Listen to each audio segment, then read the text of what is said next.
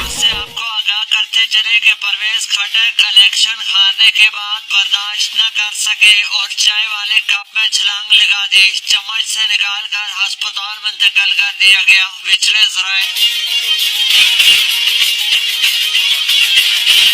अली अमीन गंडापुर ने मौलाना फजल रहमान को 50,000 की लीड से पेल दिया। मौलाना फजल रहमान कहते हैं कि मैं अली अमीन गंडापुर की इतनी जमीन गर्म कर दूंगा कि उनके सर के सारे बाल जल जाएंगे।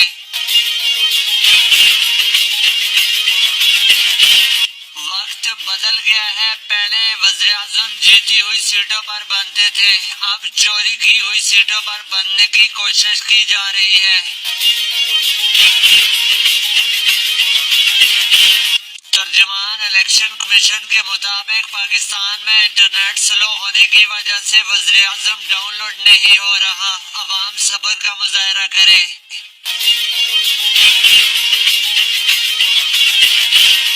जहां इतनी सीटों पर रद्दोबदल किया, वहां एक दादा की पोती को भी जितवा देते।